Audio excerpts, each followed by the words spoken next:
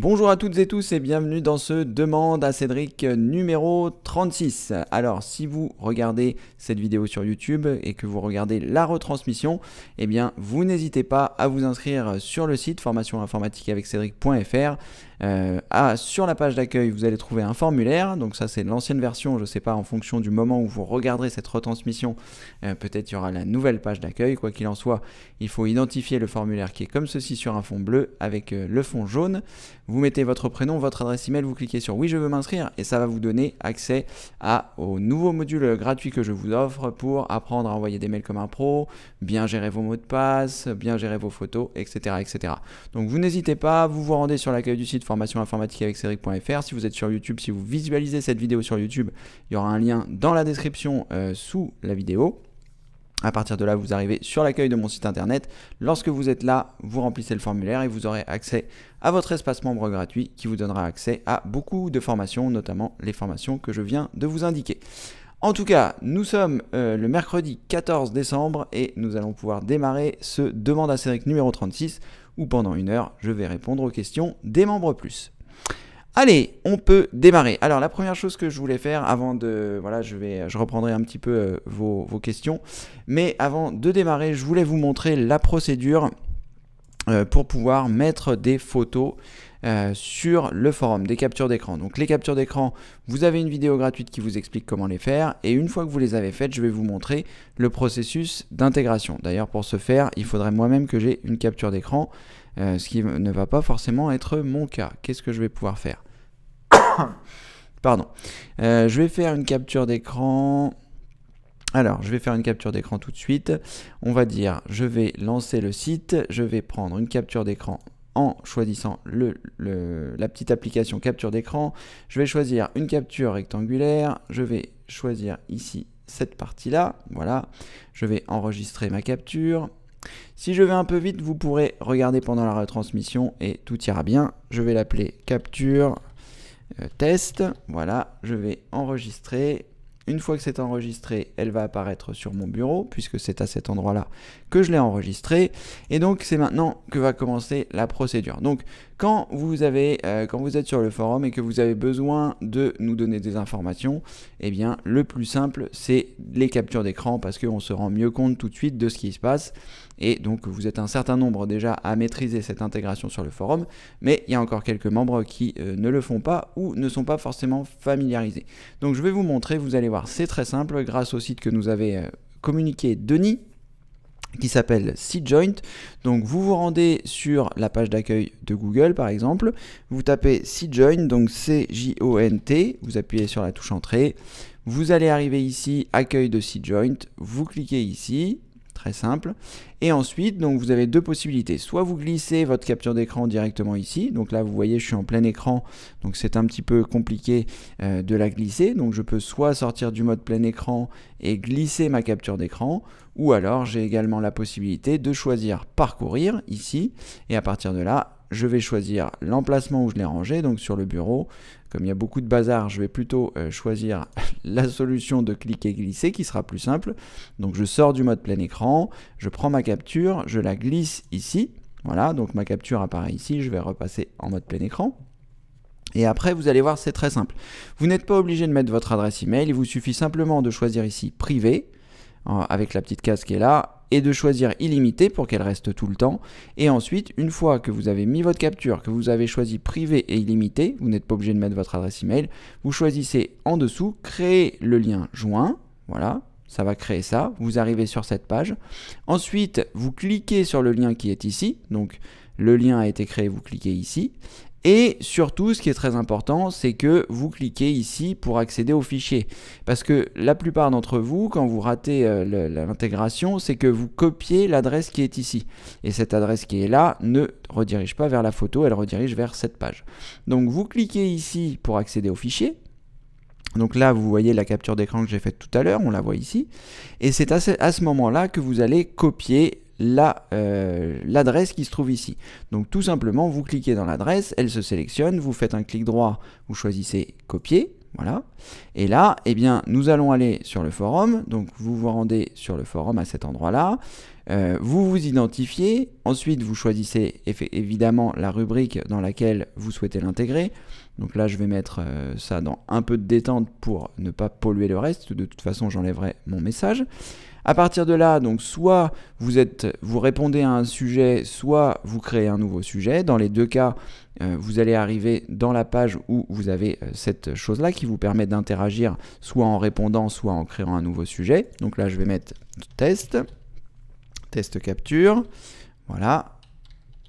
Et ensuite, ici, lorsque je suis dans le corps du texte, eh bien, je vais choisir le symbole qui se trouve ici, qui est à côté du maillon, parce que le maillon, c'est pour intégrer une adresse, et là, le symbole de la photo, c'est pour intégrer une photo. Donc, vous cliquez sur ce symbole. Il y a, vous voyez, des balises qui vont s'afficher. Donc, une balise, c'est quoi? C'est quelque chose qui s'ouvre et quelque chose qui se ferme, et entre les deux, on place quelque chose. C'est ça une balise. Donc vous vous assurez bien d'être au milieu des deux balises, et vous allez faire un clic droit, et vous allez choisir coller. Donc ensuite, votre lien doit ressembler à quelque chose comme ça. Donc ouvrez les crochets, IMG, fermez les crochets, l'adresse que vous avez copié-collé, ouvrez les crochets, /IMG, fermez les crochets. Une fois que vous avez ça, quand vous allez choisir envoyer, eh bien, votre capture sera intégrée directement sur le forum. Et là, ça permettra eh bien, aux gens qui vont vous aider de le voir directement sans avoir besoin eh bien, soit de cliquer sur le lien parce que vous aviez juste mis ce lien-là. Et donc là, au moins, eh bien, votre photo sera directement intégrée sur le forum. Voilà. Au passage, pour les gens qui ne le savent pas non plus, vous avez la possibilité, en cliquant sur la roue dentée juste au-dessus, de pouvoir modifier votre message. Si vous voyez par exemple que vous vous êtes trompé, parce qu'il peut arriver lorsque vous allez copier votre lien, eh bien que vous vous soyez trompé, c'est-à-dire que vous l'ayez intégré au mauvais endroit, et là si je clique sur envoyer, eh bien mon message ne fonctionne pas, vous voyez, parce qu'on s'aperçoit que le IMG n'est pas au bon endroit. Donc vous avez la possibilité, vous cliquez sur la roue dentée, vous choisissez modifier le message, et à partir de là, eh bien, vous pouvez remettre les crochets qui se ferment et l'enlever d'ici, choisir envoyer, et là, eh bien, vous voyez, ça a corrigé le problème. Également, si vous avez mis un message et que vous vous êtes trompé, donc soit vous pouvez le modifier comme je vous l'ai indiqué, ou alors vous pouvez carrément supprimer le message en cliquant ici. À partir de là, il va vous demander, êtes-vous sûr de vouloir supprimer ce message? Vous choisissez supprimer définitivement le message, vous choisissez oui, et là, eh bien, votre message sera supprimé. Voilà, petite précision pour l'intégration des captures d'écran.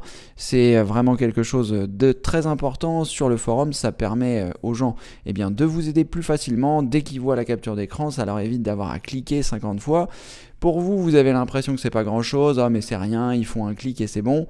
Mais un clic plus un clic plus un clic plus un clic, c'est des minutes par jour et les minutes sont précieuses, le temps de tout le monde est précieux. Donc voilà, plus vous allez optimiser ça, plus les gens seront enclins à vous aider. Voilà.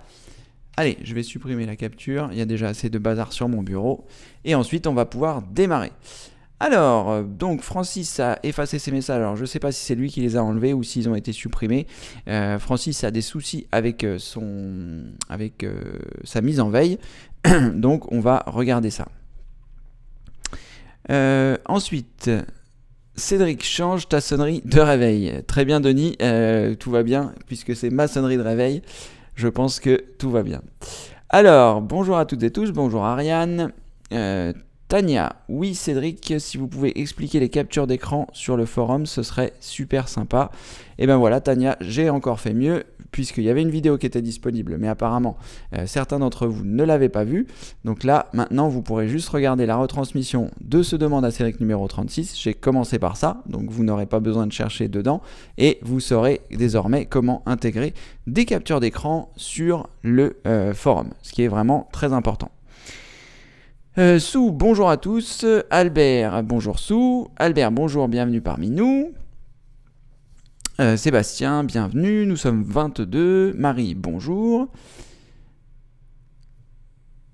Alors.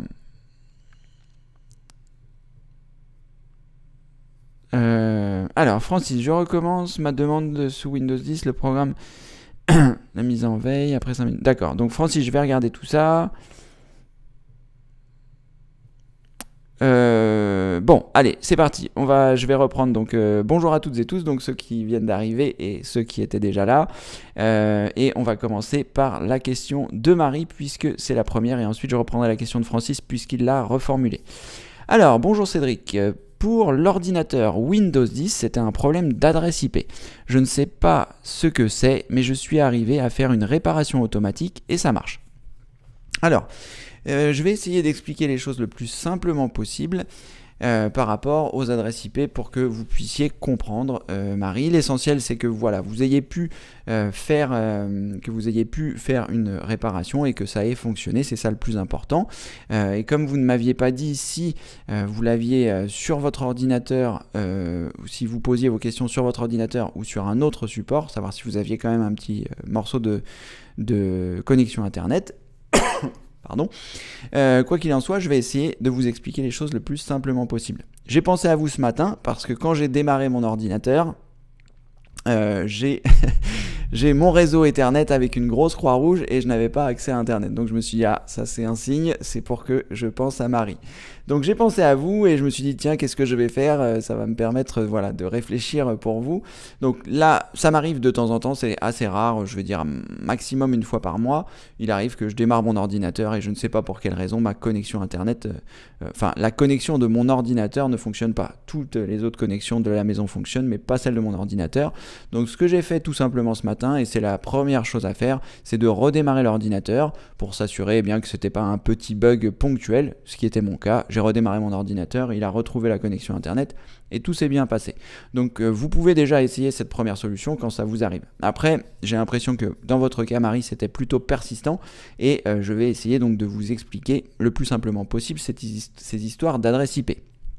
Alors, ce qu'il faut savoir, c'est qu'il y a des adresses IP publiques et des adresses IP privées. Donc les adresses IP privées, c'est celles qui sont au sein de votre domicile et qui vous sont attribuées par votre routeur. Alors votre routeur, ça peut être aussi votre box. Et vous avez donc les adresses IP publiques qui vous sont attribuées, donc c'est l'adresse qui vous caractérise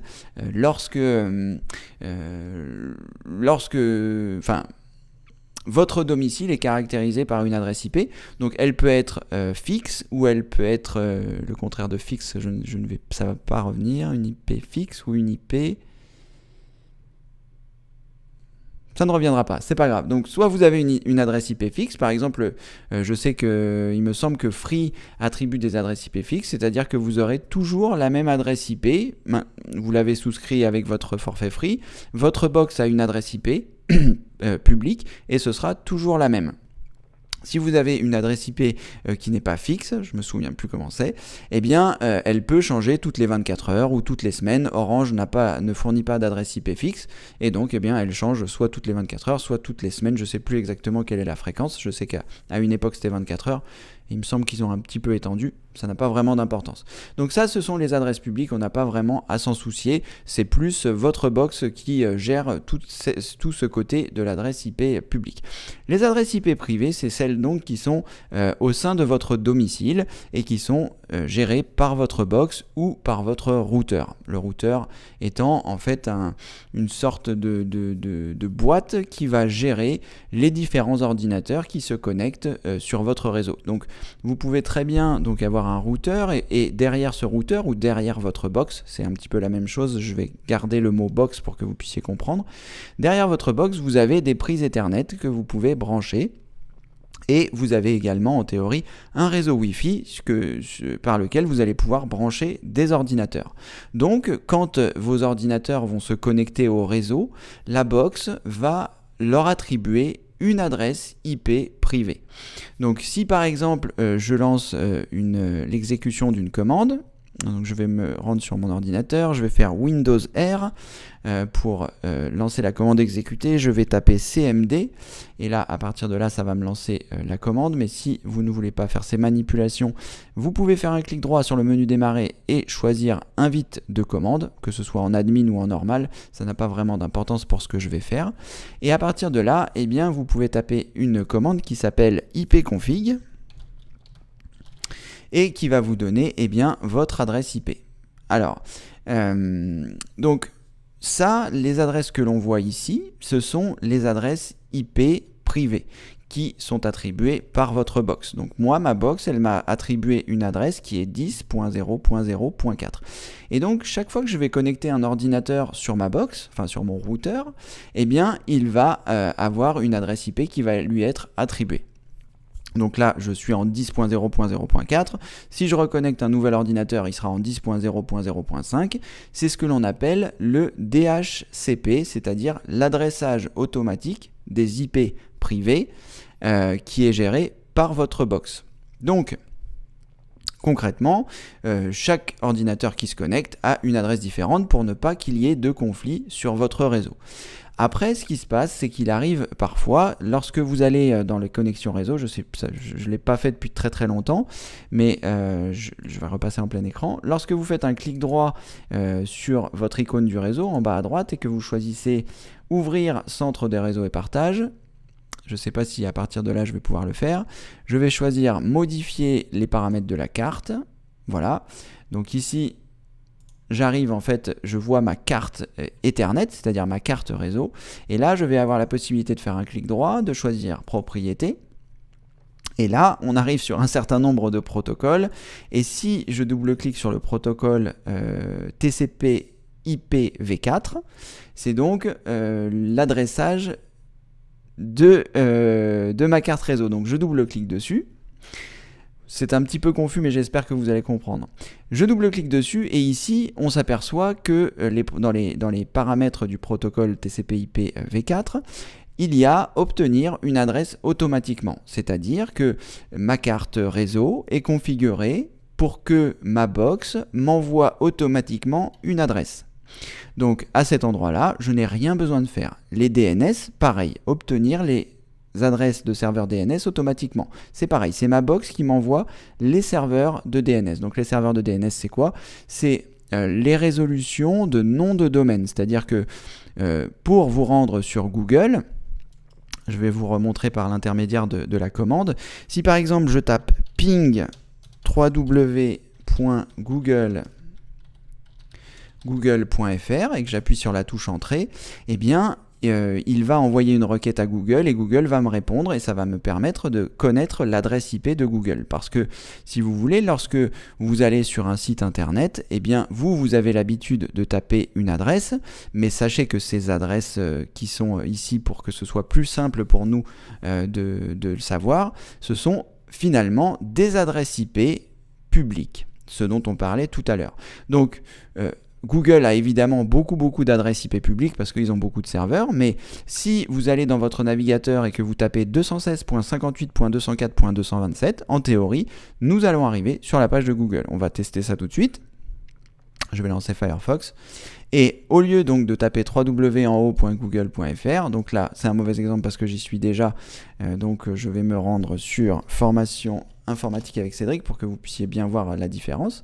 Donc là j'arrive sur mon site, je vais taper donc l'adresse qui se trouve ici et en théorie on devrait arriver sur la page de Google. Donc 216.58.204.227, j'appuie sur la touche entrée et j'arrive bien sur le serveur de Google. Donc les serveurs DNS, c'est ça, ce sont des serveurs qui vont convertir l'adresse que vous tapez en adresse IP publique du serveur. Donc ces serveurs-là servent justement à ce que vous n'ayez pas à retenir 216.58.204.227 parce que c'est quand même beaucoup plus simple de retenir google.fr. Donc c'est ça les serveurs DNS.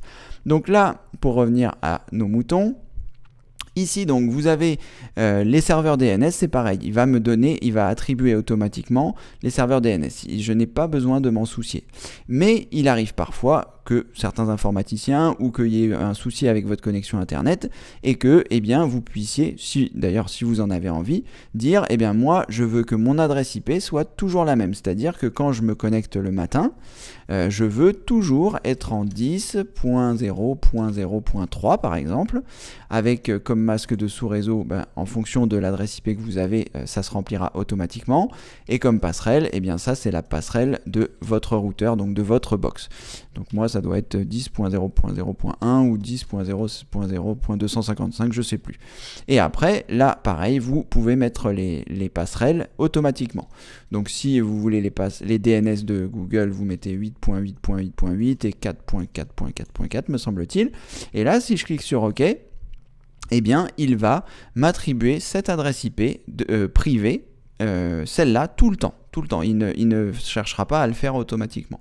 Donc, eh bien, parfois, vous pouvez rencontrer ce type de difficulté lorsque votre serveur DHCP, qui est dans votre box, n'a pas pu vous attribuer une adresse IP dynamique et auquel cas, eh bien, il n'a pas été capable de vous connecter à Internet.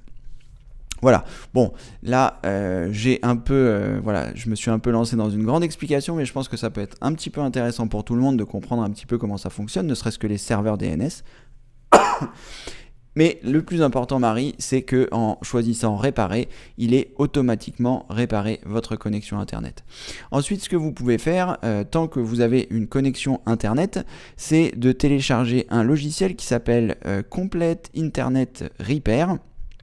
Donc pour ça, vous vous rendez sur la page d'accueil de Google, vous tapez Complete Internet Repair, voilà, vous allez arriver ici. Je vous conseille de le télécharger sur le site Comment ça marche et pas sur les autres sites pour être sûr de ne pas récupérer des choses malveillantes, donc sur le site Comment ça marche. Ensuite, vous allez télécharger l'outil qui se trouve ici. Et une fois que vous l'aurez téléchargé, ça se présente sous cette forme. Et vous, donc si vous avez un problème avec votre connexion Internet, je vais zapper la pub si je peux. Mais si je peux pas, je vais la laisser. Donc si vous avez un souci avec votre connexion Internet, vous gardez cet outil sous la main, vous l'exécutez et ensuite vous cochez toutes les cases, vous cliquez sur Go et à partir de là, eh bien, il va réparer votre connexion Internet. Je n'avais pas partagé mon écran. Je suis reparti. Donc, vous vous rendez sur la page d'accueil de Google, vous tapez complète comme la crêpe, Internet Repair, voilà. Vous allez sur le site de Comment ça marche, qui est ici. Vous cliquez sur télécharger. Ensuite, si vous avez un jour un problème avec votre connexion et que l'outil de réparation de Windows ne fonctionne pas, vous lancez cet outil, vous cochez tout, vous cliquez sur Go et après, ce sera bon. Voilà. Après, une petite précision à nouveau par rapport à la connexion Internet, comme je vous l'expliquais tout à l'heure, c'est la box qui gère l'adressage automatique des adresses IP en théorie. On va dire chez 99% des gens, c'est comme ça. Ce que vous pouvez faire aussi, c'est donc redémarrer votre box. Vous redémarrez votre box pour être sûr que voilà, si ça fait longtemps que vous ne l'aviez pas redémarré, vous l'éteignez, vous la rallumez. Et ensuite, une fois qu'elle est complètement redémarrée, que vous avez tous les voyants ouverts, vous redémarrez votre ordinateur et ça aussi, ça peut résoudre vos problèmes. Voilà, Marie. Alors là, je vous ai un peu tout expliqué. Peut-être tout n'est pas très clair, mais voilà, vous aurez peut-être l'occasion à la fois de re-regarder pour voilà si ça n'a pas été clair la première fois. Et puis voilà, c'est pas une obligation de connaître tout ça. En général, les choses se résolvent automatiquement grâce au bouton de résolution ou en redémarrant votre box ou en redémarrant votre ordinateur. Voilà. Alors, où est-ce que j'en suis du coup? Alors, là...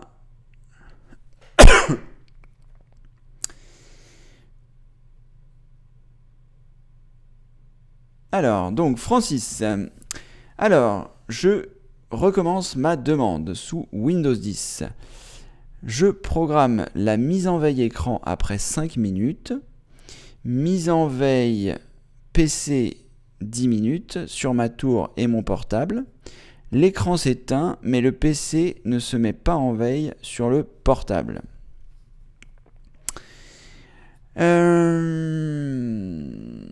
Donc je suppose que ça se met en veille sur votre ordinateur fixe, sinon vous n'auriez pas ce souci-là. Alors la veille...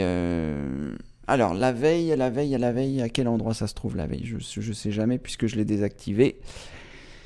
Donc on va faire un clic droit, je vais partager mon écran, à chaque fois j'oublie. Donc on va faire un clic droit sur le menu démarrer, on va choisir pas notre configuration.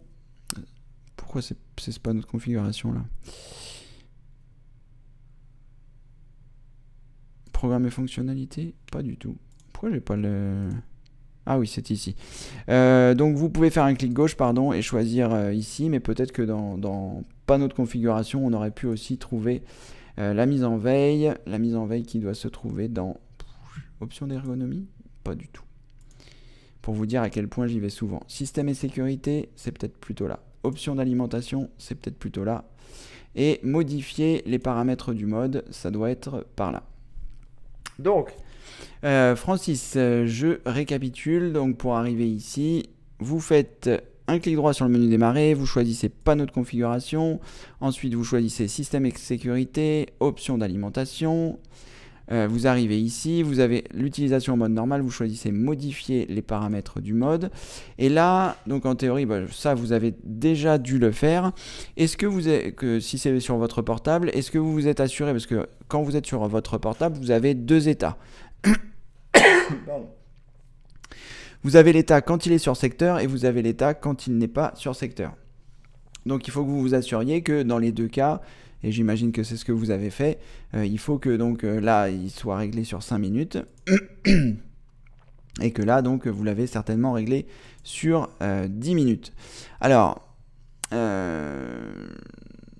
j'imagine que dans les modifier les paramètres d'alimentation avancés, vous devez ici avoir des choses aussi. Je vous avoue que c'est pas du tout quelque chose que j'utilise.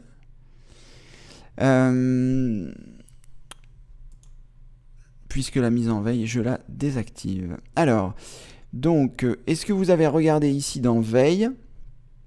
Donc vous choisissez modifier les paramètres d'alimentation avancée. Vous avez ici veille et donc vous avez différentes choses. Veille après, veille hybride, mise en veille prolongée. Donc il faut à cet endroit-là que vous puissiez regarder si les choses sont activées. Donc vous voyez, moi j'ai tout désactivé, j'ai mis sur jamais. Autoriser la veille hybride, je l'ai autorisé, mais ça doit être juste quand je clique ici, mettre en veille, voilà, mais ça c'est un bouton que je n'utilise jamais, et ça doit être pour ça que ça doit être autorisé. Mettre en veille prolongée après, voilà, vous voyez, là j'ai mis jamais. Donc assurez-vous bien dans toutes ces mises en veille que vous avez ces possibilités-là. Donc pareil, veille après, qu'est-ce qu'on peut modifier ? Ah voilà, donc là jamais, parfait. Donc assurez-vous bien que vous avez vos paramètres qui se trouvent ici, que vous avez bien les mêmes paramètres que vous avez à cet endroit-là pour être sûr que tout est cohérent. Dans un premier temps, vous pouvez regarder ça. Après, pour l'instant, on va laisser ça comme ça et on va voir si ça change quelque chose. Donc, assurez-vous bien de ça, que vous avez bien sur les 4, que les 4 sont cohérents et que dans les modes, modifier les paramètres avancés, dans la veille, ici, que tout est en adéquation avec ce qui est indiqué ici. Et puis, vous n'hésitez pas à nous remettre un message pour être sûr que tout va bien. Ici, si par exemple je regarde veille, où est-ce que j'arrive ? Ah, vous pouvez aussi regarder donc en cliquant sur le menu démarrer et en choisissant ce symbole des paramètres. Une fois que vous êtes là, vous allez pouvoir arriver dans... ça doit être à quel endroit ? Pas du tout option d'ergonomie. Dans système, ensuite vous avez alimentation et mise en veille. Et là, en théorie, voilà, essayez de voir si vous avez une cohérence entre le panneau de configuration et ça. Est-ce que ce ne sont pas des choses un petit peu différentes ? Donc en théorie, il vous remet ici, mais voilà, assurez-vous bien que vous êtes partout bien. Et après, il sera temps éventuellement de regarder sur Google si toutefois quelque chose n'est pas cohérent, si ça ne fonctionne pas comme c'est écrit dessus. Voilà Francis. Alors, Philibert, avant d'intégrer la capture d'écran sur le forum, on peut voir un aperçu avec le bouton correspondant. Tout à fait Philibert, on peut en effet faire ça. Appuyer sur le bouton aperçu, ce qui permet de voir sa capture d'écran, voir si ça a fonctionné correctement sans avoir à cliquer sur envoyer et ensuite cliquer sur modifier. En général, moi je clique sur envoyer et je modifie après, mais chacun fait comme il veut et c'est vrai qu'il y a le bouton aperçu. Alors pour Marie, j'avais votre problème de connexion. Vous pouvez fixer votre adresse IP locale sur votre box via la passerelle par défaut. Tout à fait, Denis, c'est quelque chose d'envisageable, c'est un peu ce que j'expliquais. Maintenant, voilà, Marie, je vous déconseille trop de toucher dans ces paramètres-là parce qu'il suffit que voilà, vous vous trompiez sur un chiffre pour que ça fonctionne plus du tout et qu'après ce soit un petit peu compliqué de vous dépanner à la fois pour que vous ayez accès à Internet et à la fois tout ça. L'essentiel, c'est qu'en ayant fait réparer avec les options de Windows, ça ait refonctionné. Parce que toutes les opérations que je vous ai montrées tout à l'heure, il faut quand même un petit peu les maîtriser, il faut connaître sa passerelle, il faut connaître l'adresse IP qu'on pourrait éventuellement s'attribuer. Donc Denis, tout ça c'est une bonne idée dans le principe, mais voilà, dans la pratique, il vaut mieux essayer de rester le plus, on va dire, le plus normalisé possible et éviter justement ce genre de modifications quand on ne les maîtrise pas à 100%. Mais malgré tout, Denis, merci pour ton intervention. Bonjour Morissette et bienvenue parmi nous. Mickey, bonjour. Bonjour Cédric, bonjour à tous. Le son de mon PC Windows 7 ne marche pas si je branche les baffes ou un casque. Ça marche. Alors, Mickey, il va falloir être juste un petit peu plus précis. Alors, bonjour à tous, le son de mon PC ne marche pas, d'accord. Si je branche les baffes ou un casque, ça marche, d'accord, ça y est, j'ai compris. Donc en gros, vous n'avez pas de son.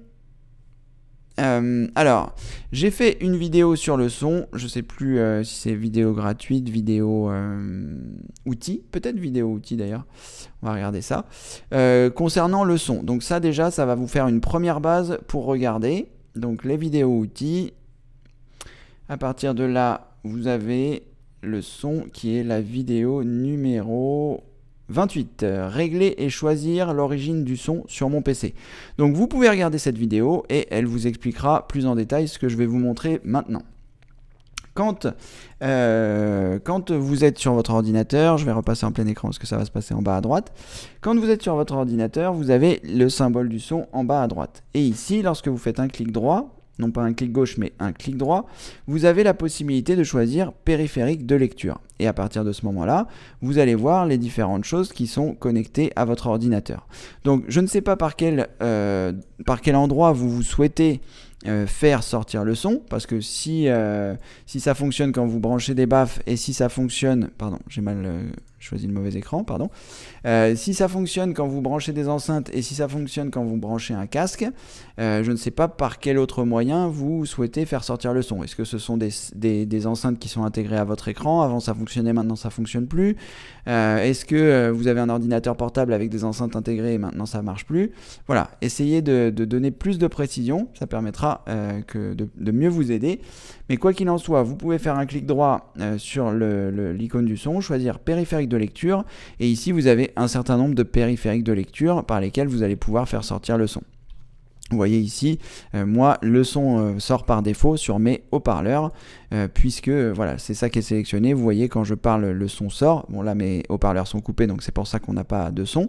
Mais quoi qu'il en soit, c'est par là que le son sort. Et si, par exemple, eh bien, je veux le faire sortir par mon écran, je fais un clic droit et je fais définir en tant que périphérique de communication par défaut, et à ce moment-là, eh bien, le son sortira par l'écran. Là, je ne vais pas le faire parce que je ne voudrais pas perturber le demande à Cédric ou qu'il y ait des mauvaises interactions qui se fassent, mais en tout cas, vous pouvez regarder de ce côté-là Mickey. Et regardez donc la vidéo outil numéro 28 pour avoir plus de précision. Je reprends un petit peu ce que je viens de vous expliquer ici, mais avec un petit peu plus de détails pour la mise en place.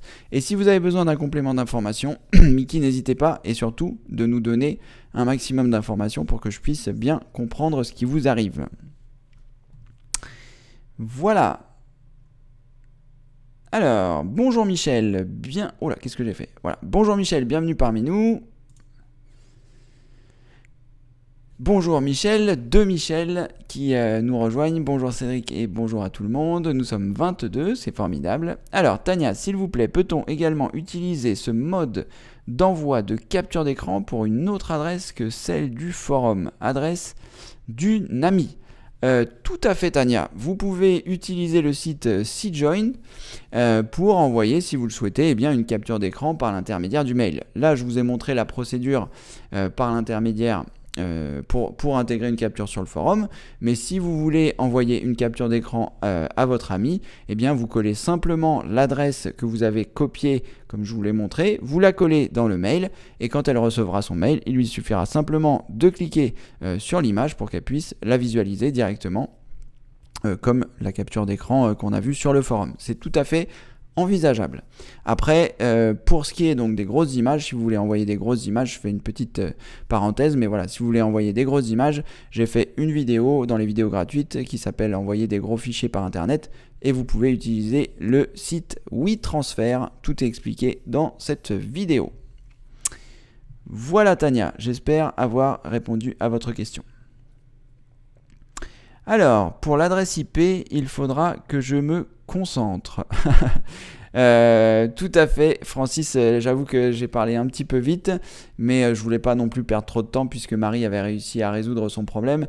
Mais néanmoins, c'est toujours intéressant de voir un petit peu comment ça fonctionne parce que on est de plus en plus, c'est pas toujours intéressant, mais ça permet quand on a envie de résoudre des problèmes, quand on a besoin de résoudre des problèmes ou quand on est chez des amis, que ça marche pas, etc.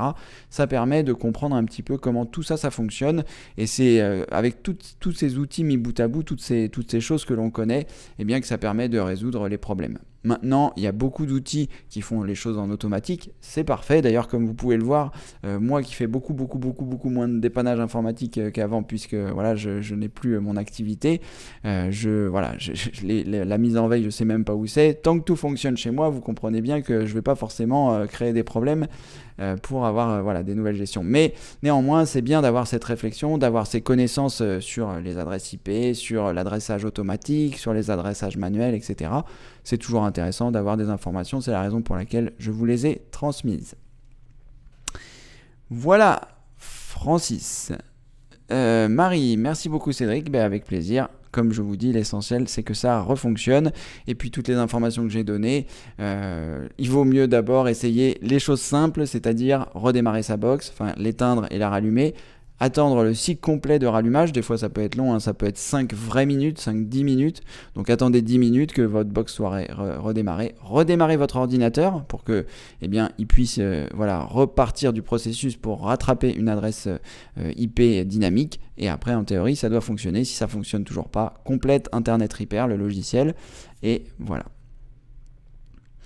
Alex, bonsoir Cédric et à tous les présents. Merci pour eux. Francis, si je comprends, vous n'arrêtez jamais votre PC. Alors, Francis, pas du tout. Je n'ai pas de mode de veille parce que j'ai souvent des soucis quand je ressors de ma veille. Enfin, c'était surtout le cas avec mon ancienne carte graphique AMD. J'avais une carte graphique AMD spéciale pour les joueurs. Et lorsque je sortais de veille, elle avait tendance à bloquer mon ordinateur et ça avait pour effet de m'énerver. Et ça m'est arrivé pendant très longtemps sur quasiment tous mes ordinateurs. J'en ai changé beaucoup et la mise en veille, c'était vraiment pas un processus que j'appréciais. Donc la façon, vous avez pu le voir, comment était programmée ma mise en veille. Je vais vous le remontrer. Si je retrouve facilement, système, alimentation et veille, voilà.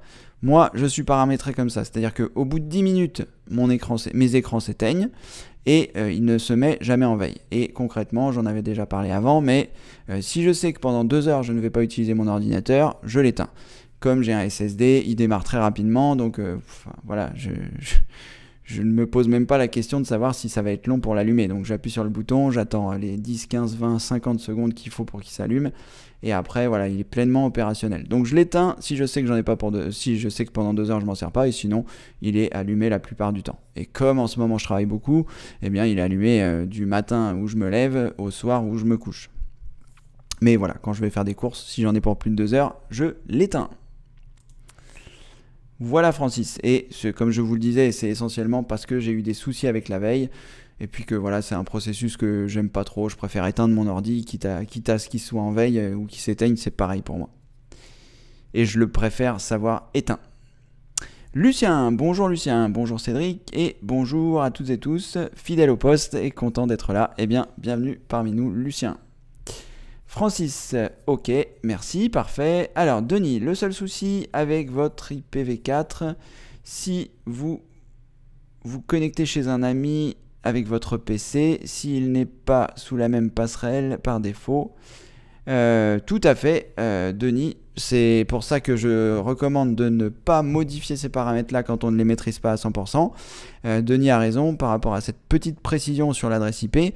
Quand vous allez, enfin là, je suis sur mon ordinateur fixe, donc il n'y a pas de raison que je me connecte chez quelqu'un d'autre. Mais si par exemple vous réalisez ces manipulations-là avec votre ordinateur portable, sachez que tout le monde n'a pas forcément la même passerelle et donc vous n'aurez pas forcément un adressage qui vous sera donné. Enfin, l'adressage ne vous sera pas donné puisque vous l'avez forcé, mais si la passerelle n'est pas la même, eh bien, votre ordinateur ne sera pas capable de trouver la box des personnes chez qui vous êtes. C'est la raison pour laquelle il vaut mieux rester en adressage automatique, mais parfois, quand on n'a pas le choix, eh bien, on est parfois obligé de faire ça. Il y a des personnes qui préfèrent avoir tout le temps la même adresse IP privée pour faire des liens avec l'extérieur, sur leur caméra IP, sur ce genre de choses. Donc voilà, des fois, on n'a pas le choix, il faut le faire, et ça permet, quand on sait le faire, de le faire. Mais encore une fois, et c'est la raison pour laquelle je disais qu'il vaut mieux rester en mode standard, c'est que quand vous allez aller chez les gens, la plupart du temps, vous êtes en adressage automatique, vous arrivez chez eux, ils vous donnent leur clé Wi-Fi, vous arrivez à vous connecter et tout va bien. Mais voilà, Denis, tout à fait, il faut faire attention quand on fait ça. Alors, Sacha, Cédric, je vous ai découvert sur YouTube. Ok Sacha, j'espère que votre problème de Firefox et de Dashlane a été corrigé avec les infos que je vous ai données hier. Et voilà, Mickey, je crois que Alexandra a donné des conseils au sujet du son sur le forum. Cordialement, Tania. C'est bien possible qu'on ait eu ça. Néanmoins, Mickey, vous n'hésitez pas. Si vous avez besoin de précision, si vous avez besoin d'informations... Hop là, pardon, j'ai fait sonner le gong. Si vous avez besoin voilà, donnez-nous des précisions par rapport à votre problème de son. Si toutefois les informations que je vous ai données ne sont pas suffisamment complètes et si ça n'a pas résolu votre problème, vous n'hésitez pas.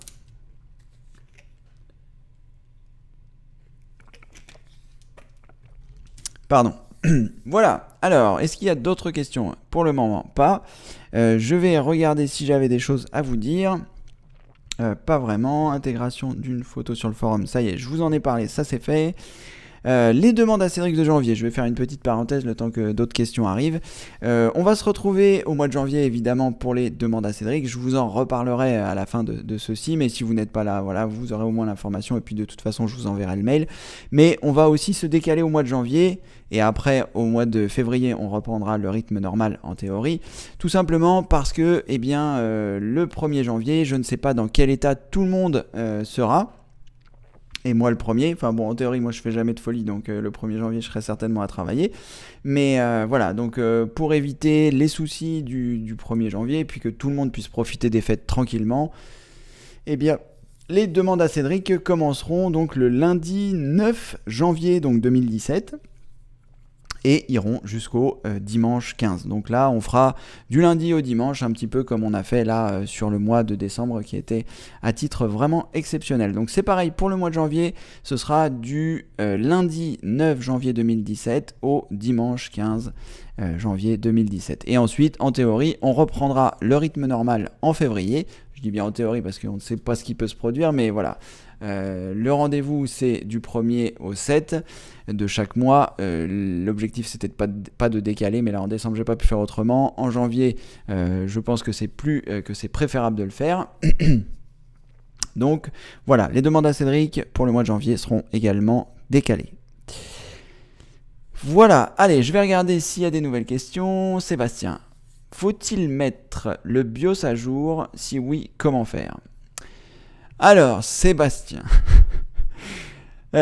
pourquoi est-ce que je souris? Parce que le mettre à jour le BIOS, ça a pour moi toujours été quelque chose de problématique. Il y a plusieurs choses qui sont problématiques dans le dépannage, c'est démonter complètement un ordinateur portable et mettre à jour le BIOS. Pourquoi? Mettre à jour le BIOS, c'est une opération qui est vraiment délicate. Enfin, qu'il était par le passé, qui a tendance à l'être moins maintenant parce que les systèmes sont de plus en plus opérationnels.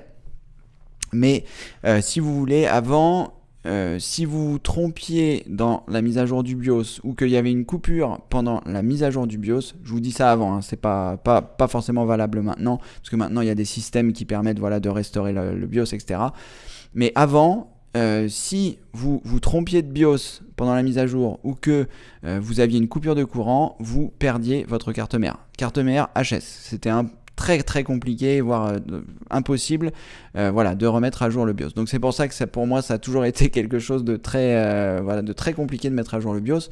Mais maintenant c'est plus ou moins facile si vous avez une carte mère qui est moderne. Parce que les constructeurs vont vous fournir les outils qu'il faut, ils vont vous aider à trouver le bon BIOS qu'il faut, etc. Donc c'est bien de mettre à jour le BIOS. Pourquoi ? Parce que le BIOS, donc c'est la petite puce qui est sur votre carte mère, et lorsque vous démarrez votre ordinateur, c'est le premier point par lequel le démarrage va passer. Il va dans le BIOS, et à partir du BIOS, il va dire c'est tel disque dur qui va démarrer en premier, on est tel jour, il y a tel paramètre qu'il faut prendre en compte, etc. Donc le BIOS, c'est vraiment une étape indispensable au démarrage de l'ordinateur. Si vous n'avez pas de BIOS, il n'y a pas de démarrage d'ordinateur. Et pourquoi c'est important de le mettre à jour?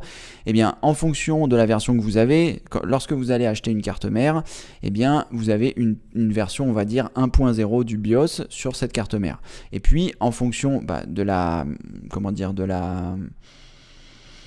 popularité de cette carte mère, si elle est beaucoup utilisée, il y a beaucoup d'utilisateurs qui vont l'utiliser et certains vont rencontrer des difficultés, ils vont remonter ça au constructeur, ou le constructeur va s'apercevoir qu'il y a des bugs avec certains périphériques et il va corriger les bugs qu'il peut y avoir, les incompatibilités qu'il peut y avoir avec différents périphériques, et il va réintégrer ça dans le BIOS. Il peut également ajouter des nouveaux supports. Il y a par exemple des nouveaux processeurs qui peuvent sortir en utilisant le socket de votre carte mère qui n'était pas pris en charge avant, et en mettant à jour le BIOS, ça va permettre de mettre des processeurs plus puissants qui n'étaient pas disponibles au moment où la carte mère est sortie.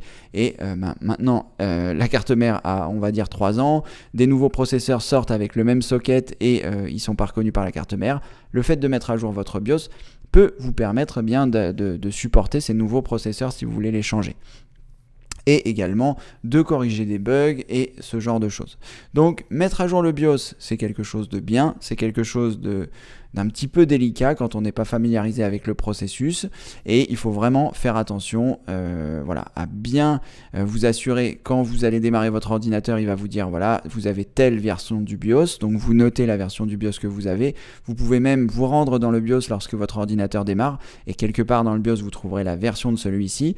Ensuite vous vous rendez sur le site du constructeur pour le modèle de votre carte mère, et à partir de là vous regardez la version du BIOS qui est disponible. Donc c'est un petit peu au même endroit que vous allez télécharger les pilotes, mais en général il y a une section pour le BIOS, et à partir de ce moment là vous regardez donc la version que vous avez, vous regardez la version qui est disponible aujourd'hui, et vous verrez si c'est la même ou si elle est différente, s'il y a beaucoup d'écart de version, et vous pourrez voir le descriptif à chaque fois de dire quand on est par exemple passé de la version du BIOS de 1.0 à 2.0, on a corrigé telle chose, on a ajouté telle possibilité, et ça vous permettra de décider si le jeu en vaut la chandelle. Ensuite, à cet endroit-là, en général, sur le site du constructeur de la carte mère, vous trouverez un outil qui vous permettra de mettre à jour le BIOS. Dans certains cas, il faudra mettre cet outil et la nouvelle version du BIOS sur une clé USB bootable. Dans d'autres cas, vous pourrez directement le faire à partir de Windows. Ça dépend vraiment des modèles, ça dépend vraiment des constructeurs. Ils ont tous un petit peu leur façon de faire. La généralité, les gens sont en train d'essayer les constructeurs sont essayés de faire en sorte que ça se fasse par l'intermédiaire de Windows. Vous téléchargez un logiciel, vous téléchargez la bonne version du BIOS et vous mettez à jour. Bon, vous verrez, si vous avez l'opportunité de le faire, Sébastien, qu'il y a beaucoup de choses qui vous font peur, qui vous disent attention, si vous faites ça, vous pouvez écraser votre BIOS. C'est ce que je vous disais avant. Avant, c'était vraiment pénible. Et là, maintenant, si vous vous assurez de bien avoir la version du BIOS pour votre carte mère, attention de ne pas mettre une autre version de BIOS de carte mère, sinon, ça vous risquez de... Donc, dans le meilleur des cas, le logiciel qui va mettre à jour va dire non, le BIOS que vous essayez de mettre n'est pas du tout compatible. Dans le pire des cas, il va écraser votre BIOS et vous aurez perdu votre carte mère. C'est de moins en moins le cas, mais malgré tout, soyez très précautionneux si vous devez le faire. Voilà, après, j'ai un pote qui bosse chez PC Update et Hardware Magazine. Lui, ça lui pose pas du tout de problème de le faire, hein. Moi, c'est juste psychologique avec les étapes où je me disais je pouvais perdre ma carte mère. Du coup, maintenant, je le fais plus trop. Je le fais que vraiment quand c'est... pardon, quand c'est vraiment... quand je dois vraiment le faire parce que une fonctionnalité n'est pas supportée ou que j'ai des bugs ou que ce genre de choses. Mais comme je change pas non plus mon matériel tous les 4 matins, voilà. Sébastien, j'espère avoir répondu à votre question le mieux possible. Si vous avez des questions, n'hésitez pas. Marc, pouvez-vous nous faire un petit tuto sur Movie Maker? Merci. Marc, là, malheureusement, la file d'attente des choses que je dois faire est trop importante. Il n'est pas impossible que je le fasse, hein. Je ne sais pas quand parce que c'était prévu. Et puis j'ai fait quelques petites photos et quelques petites choses sur Malte quand j'y suis allé. Je m'étais dit que ça allait me servir de base pour faire le Movie Maker. Mais là, je vous avoue que la priorité, c'est de mettre le nouveau site en ligne et que les modules avancent rapidement. Donc pour l'instant, Movie Maker, ce n'est malheureusement pas une priorité, mais je suis sûr que sur YouTube, vous pourrez trouver des tutoriaux qui parlent de Windows Movie Maker. Voilà Marc, et puis avec un peu de chance, je le ferai bientôt. Mais là, honnêtement, voilà, mon temps est totalement occupé par la nouvelle mise à jour du site. Parce que voilà, c'est à la fois des priorités techniques pour que tout fonctionne et à la fois des priorités financières pour que voilà, les sous recommencent à rentrer et que je puisse continuer de vivre de cette passion. Voilà Marc. Alors, Sébastien, Windows 10, Asus portable. Et bien voilà, Sébastien, vous vous rendez sur le site du constructeur, sur Asus. Ensuite, vous regardez le modèle de votre ordinateur portable.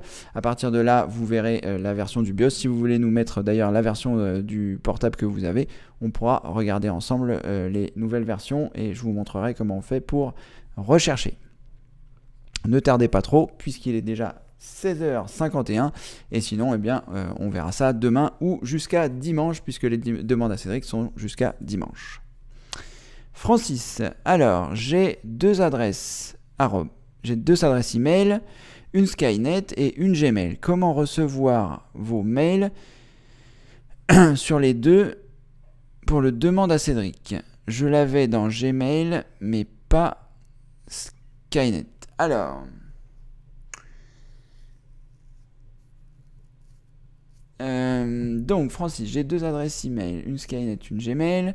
Comment recevoir vos mails sur les deux pour les demandes à Cédric? Alors, donc si vous les recevez sur Gmail, ce que vous pouvez faire, Francis, c'est de faire un filtre. Donc au sein de Gmail, je ne sais pas si je vais pouvoir vous montrer... j'ai peut-être une adresse Gmail qui est disponible, je m'en souviens jamais, on va quand même essayer. Ça se passe dans les filtres, vous allez pouvoir voir ça, Francis. Je vais essayer de me connecter, Gmail, se connecter, est-ce que ça va fonctionner? Est-ce que je vais me souvenir de mon mot de passe? À chaque fois je me pose la question.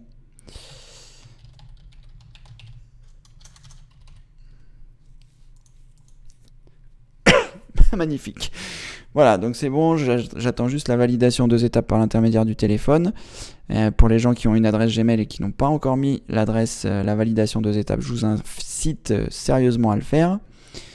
Dès que ça va arriver. Pour l'instant, ça n'arrive pas. Ce qui est assez surprenant, puisque en général, c'est rapide. Bon. On va attendre un peu que ça arrive. Je vais remettre le son pour comme ça, on sera notifié. C'est assez rare que ça n'arrive pas rapidement. Bon, on va attendre. On va attendre un peu Francis, je vais voir. Sachez que ça se passe donc par l'intermédiaire des filtres. Vous choisissez un filtre en choisissant le demande à Cédric. Je vais quand même essayer de vous montrer dès que le SMS sera arrivé. C'est assez surprenant. Je vais sortir du mode avion. Enfin, je vais mettre le mode avion, et en sortir pour qu'il fasse une recherche du réseau. Toujours rien. Bon, on va essayer de le renvoyer. Voilà. Pardon. Bon, je reviens sur votre question après, Francis. Colette, bonjour. Colette, bonjour Cédric et bonjour aux fidèles. Bonjour à vous, Colette. Alors, le son n'est pas terrible. Ah, le son n'est pas terrible. Est-ce que c'est le cas pour tout le monde ou est-ce que c'est juste, pour Colette? Pour l'instant, personne ne s'est trop plaint du son, donc j'imagine que ça doit aller. Alors, pourriez-vous recommencer vos explications sur l'adresse IP? Je plaisante, elles étaient parfaites. Je vais me les repasser en boucle. Philibert, j'adore. Sachez que dès le début, voilà, la validation du code Google est arrivée. Dès le début, j'ai su que c'était une blague, Philibert. Je n'ai pas marché un seul instant. Mais c'est très drôle. Sur les adresses IP. Philibert a beaucoup d'humour. Alors, 600,028. Ne plus me demander sur cet ordinateur, comme ça évitera qu'il me le demande à chaque fois. Me le rappeler ultérieurement, parfait. Donc là, en théorie, je vais arriver sur une adresse. Je ne sais pas si à cette adresse-là, je vais recevoir les... Ah bah voilà, tout arrive. Alors, le son est parfait, nous dit Albert. Donc voilà, ça doit être de votre côté, Colette. Le son a l'air bon pour tout le monde. Alors, Francis, pardon, votre prénom ne me revenait pas. Donc comment vous faites? Vous êtes sur Gmail, vous êtes sur le webmail de Gmail. Vous cliquez par exemple ici, donc je vais prendre... Ah bah voilà, très bien, parfait. Il y a l'information du vendredi qui arrive, et vous, il faudra que vous fassiez pareil avec les demandes à Cédric par exemple. Donc la formation arrive ici, donc je vais sélectionner ici ce message. Donc j'arrive sur le message, ensuite je vais choisir plus, et je vais choisir filtrer les messages similaires. À partir de ce moment-là, je vais arriver sur ce filtre qui se trouve ici. Je laisse l'adresse par défaut, puisque c'est l'adresse avec laquelle je vous envoie les emails, cédric@formation-informatique-avec-cédric.fr. Donc ici, vous allez choisir, vous n'allez rien modifier, vous allez juste choisir créer un filtre à partir de cette recherche. Donc cette recherche, c'est juste de dire tous les messages qui arrivent avec cédric@ cette adresse-là. Donc vous cliquez sur créer un filtre à partir de cette adresse. Et là, vous allez choisir transférer. Alors c'est drôle, je ne sais pas pourquoi je ne peux pas transférer, donc il faut que j'ajoute une adresse de transfert. Donc vous choisirez ici ajouter une adresse de transfert. Donc ici, il faudra que vous remplissiez le champ transfert. Est-ce que j'ai partagé mon écran? Oui, c'est bon, ça aurait été un peu ballot. Il faudra que vous remplissiez ici le champ transfert et pop IMAP. Donc il faudra choisir ajouter une adresse de transfert. Vous allez saisir votre adresse sur Skynet, vous allez cliquer sur suivant. Je ne sais pas comment ça va se passer, je vais le faire avec une autre adresse. Voilà, vous allez cliquer sur suivant. Je ne sais pas ce qui va se passer. Il vous demande l'adresse, vous choisissez continuer, donc pour l'instant tout se passe bien. Ajoutez un code de... Alors, un code de vérification va vous être envoyé sur l'adresse en question. Donc là, c'est un peu dommage parce que je ne vais pas pouvoir le faire. Mais il faudra que vous puissiez mettre votre code de vérification. Donc il va vous l'envoyer sur votre adresse en question. Donc je vais quand même essayer de le faire pour voir si on peut le faire. Quelle heure il était? 58. On va dire que c'est bon. Je vais changer d'écran, pardon, pour pas que on voit mes codes. Donc je vais essayer de me rendre sur l'adresse pour avoir mon code de vérification. Je ne sais même plus quel est mon code. C'est ça. Je sais pas comment je... Alors, voilà, l'équipe de Gmail m'a envoyé un code. Donc, le code, je le copie, je le colle et je choisis valider. Si le code est bon, eh bien, vous allez avoir cette chose qui est là. Ensuite, vous choisissez désactiver le transfert. J'espère que vous n'allez pas être obligé de l'activer, parce que si vous activez le transfert, il va vous envoyer vos messages de Skynet vers votre messagerie Gmail. C'est peut-être pas forcément ce que vous voulez. Donc, une fois que j'ai fait ça, je vais pouvoir donc revenir sur les paramètres que j'avais fait. Vous cliquez sur enregistrer les modifications en bas si ça n'a pas déjà été fait. Je reviens sur ma boîte de réception. Je reviens sur mes notifications. Je clique ici, comme j'ai fait tout à l'heure. Je choisis plus, je choisis filtrer les messages similaires, je clique sur créer un filtre à partir de cette adresse. Et là, vous allez donc choisir transférer à, et vous choisissez votre adresse, et ensuite vous choisissez créer un filtre. Alors ce que vous pouvez faire, vous pouvez même, si vous le souhaitez, appliquer également ce filtre aux 13 conversations correspondantes, c'est-à-dire que tous les messages qui viennent de Cédric @formation informatique avec Cédric vont m'être transférés sur ma boîte free. Donc soit vous appliquez et vous allez tout avoir, soit j'espère que vous voyez quelque chose. Oui, c'est bon. Et ensuite, vous choisissez créer le filtre et les choses vont se mettre en place automatiquement. Et désormais, eh bien, quand vous recevrez le prochain, soit l'information du vendredi 43, 44, etc., eh bien, ça vous sera automatiquement envoyé sur votre autre adresse. Ça arrivera sur votre adresse principale et ça vous sera aussi envoyé sur votre autre adresse. Voilà Francis, j'espère que j'ai été suffisamment clair. Si j'ai été un petit peu rapide, vous pourrez regarder à nouveau la retransmission, ce qui vous permettra, eh bien voilà, qui vous permettra de faire les choses. Je souris à nouveau en pensant à la plaisanterie de Philibert. Alors voilà, pour tout le monde, le son est parfait, c'est génial. Donc ça doit être de votre côté. Colette, donc soit ça vient de votre connexion internet, soit il y a peut-être un petit souci avec vos enceintes ou votre casque ou les différentes choses. Voilà, il est 17h, on a fait le tour, plus de questions et j'ai l'impression que j'ai répondu aux questions qui étaient posées. De toute façon, vous savez qu'on a jusqu'à dimanche pour se voir, donc les demandes à Cédric. Une dernière chose, je voulais vous montrer ce sur quoi j'avais travaillé aujourd'hui pour vous dire que les choses avancent. Donc là, aujourd'hui, j'ai travaillé sur la page d'inscription, donc ça ne vous concerne pas effectivement puisque vous êtes déjà membre plus, mais pour toutes les personnes qui pourraient éventuellement voir cette retransmission du demande à Cédric, eh bien vous pouvez vous rendre sur l'accueil du site formationinformatiqueaveccedric.fr. En fonction du moment où vous allez arriver, vous arriverez plus ou moins sur cette page d'accueil là, vous cherchez le formulaire d'inscription qui se trouve tout en bas, ou alors dès lors où vous allez cliquer sur un module, vous serez redirigé vers la page que je montre actuellement, qui est celle-ci, et donc qui va me permettre, une fois que cette page est faite et que tout est paramétré, ce qui n'est pas encore le cas pour l'instant, j'ai fait juste le côté visuel de la page, mais après eh bien il faut faire toute la mécanique qui va derrière, toutes les choses automatiques.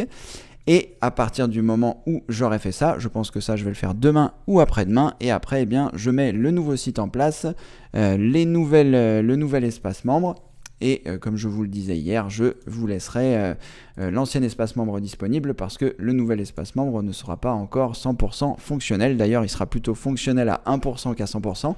Mais en tout cas, voilà, ça vous permettra eh bien, de vous familiariser avec le nouvel espace. Et puis, au fur et à mesure, je rajouterai les modules. Là, le module du mail est déjà prêt. Et après, une fois que j'aurai commencé à mettre les choses, ça devrait aller entre guillemets relativement vite. Et les modules vont pouvoir à nouveau arriver relativement rapidement. Sachant que j'ai déjà mis en page la formation sur le nettoyage de l'ordinateur. Donc voilà, ça va, les choses vont arriver et j'espère, comme je vous le disais, que pour le fin février, que tout sera à nouveau opérationnel et qu'on pourra, que le nouveau site, la nouvelle page d'accueil, le nouvel espace membre, que tout sera fonctionnel. J'ai mis un message sur le forum, d'ailleurs à ce propos, pour que nous puissions interagir. Si vous voyez qu'il y a des choses qui ne sont pas normales, avec le temps, avec les choses que je vais implémenter, n'hésitez pas à me dire, parce qu'il va certainement y avoir beaucoup de choses à corriger, de bugs ou de choses qui ne fonctionnent pas correctement.